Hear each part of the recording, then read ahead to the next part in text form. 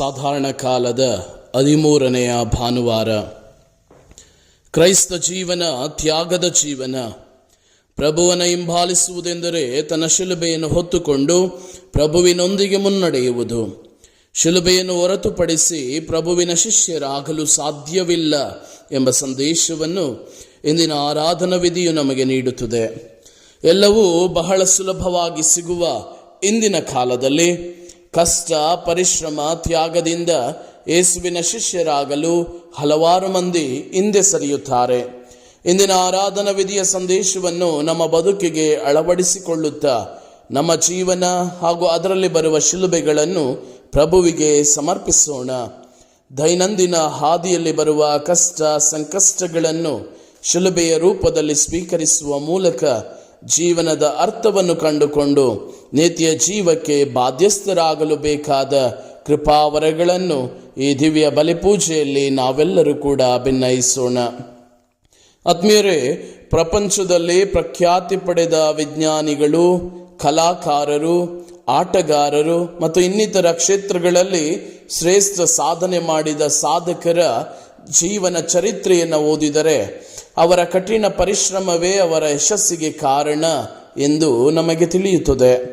ಯಾವುದೇ ಸಾಧನೆ ಮಾಡಬೇಕಾದರೆ ಅದಕ್ಕೆ ಶ್ರಮ ಮತ್ತು ತ್ಯಾಗ ಅತಿ ಮುಖ್ಯ. ಕಠಿಣ ಶ್ರಮವಿಲ್ಲದೆ ನಾವು ಯಾವುದನ್ನು ಗಳಿಸಲು ಸಾಧ್ಯವಿಲ್ಲ. ಕೈ ಕೆಸರಾದರೆ ಮಾತ್ರ ಬಾಯಿ ಮೊಸರು ಎಂಬ ಗಾದೆ ಇಲ್ಲಿ ಬಹಳ ಅರ್ಥಗರ್ಭಿತವಾಗಿದೆ. ತನ್ನ ಶಿಲುಬೆಯನ್ನು ಹೊತ್ತು ನನ್ನನ್ನು ಹಿಂಬಾಲಿಸಿದವನು ನನ್ನವನಾಗಲು ಯೋಗ್ಯನಲ್ಲ. ಇಂದಿನ ಶುಭ ಸಂದೇಶದ ಈ ಮಾತುಗಳು ನಮ್ಮ ವಿಶ್ವಾಸ ಜೀವನದ ಜವಾಬ್ದಾರಿಯನ್ನು ನೆನಪಿಸುತ್ತದೆ. ದೇವಪುತ್ರನಾದ ಪ್ರಭು ಯೇಸು ಯಾವುದೇ ರೀತಿಯ ಪಾಪ ಕಳಂಕವಿಲ್ಲದಿದ್ದರೂ ಕಠಿಣವಾದ ಯಾತನೆ, ಮರಣದ ಮೂಲಕ ರಕ್ಷಣಾ ಕಾರ್ಯ ಮಾಡಬೇಕಾಯಿತು. ಆದರೆ ಅವರ ಶಿಷ್ಯರಾದ ನಮಗೆ ನಮ್ಮ ಸೇವಾ ಜೀವನ ಸುಲಭವಾಗಿ ನೆರವೇರಬೇಕೆಂದು ಬಯಸುವುದು ಅರ್ಥರಹಿತ. ಕಷ್ಟ, ನೋವು, ಪರಿಶ್ರಮ, ತ್ಯಾಗಗಳಿಲ್ಲದೆ ಯೇಸುವಿನ ಶಿಷ್ಯರಾಗಲು ಬಯಸುವವರು ಸಫಲರಾಗುವುದಿಲ್ಲ. ಕಾರಣ ಕಷ್ಟ, ನೋವು, ಹಿಂಸೆ ಕ್ರೈಸ್ತ ಜೀವನದ ಅವಿಭಾಜ್ಯ ಅಂಗ. ಯೇಸು ಮುಂದುವರಿಸಿ ಹೇಳುತ್ತಾರೆ, ತನ್ನ ಪ್ರಾಣವನ್ನು ಕಾಪಾಡಿಕೊಳ್ಳುವವನು ಅದನ್ನು ಕಳೆದುಕೊಳ್ಳುತ್ತಾನೆ. ಅಂದರೆ ಜೀವನದಲ್ಲಿ ತ್ಯಾಗ ಮಾಡಲು ಸಿದ್ಧರಿಲ್ಲದವರಿಗೆ ಯೇಸುವಿನ ಶಿಷ್ಯರಾಗಲು ಸಾಧ್ಯವಿಲ್ಲ.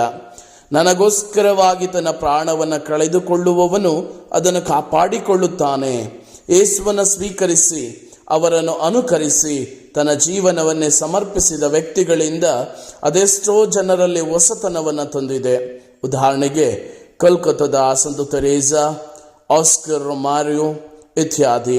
ಇಂದಿನ ಶುಭ ಸಂದೇಶದ ವಾಕ್ಯವನ್ನು ಸ್ವೀಕರಿಸಿ ತಮ್ಮನ್ನೇ ತ್ಯಾಗ ಮಾಡಿದ ಅದೆಷ್ಟೋ ವ್ಯಕ್ತಿಗಳು ಪ್ರಭು ಯೇಸುವನ್ನು ಹಿಂಬಾಲಿಸುವುದು ಹೇಗೆ ಎಂದು ನಮಗೆ ಪ್ರೇರೇಪಿಸುತ್ತಾರೆ.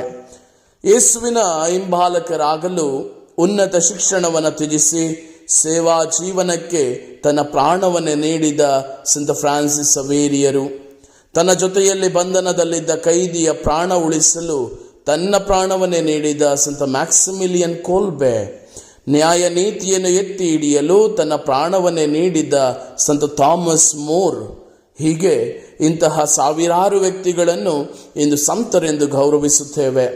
ಇಂದು ಅವರು ಜೀವಂತವಿಲ್ಲದಿದ್ದರೂ ಜನರ ಹೃದಯದಲ್ಲಿ ಇಂದಿಗೂ ಅಮರರಾಗಿದ್ದಾರೆ.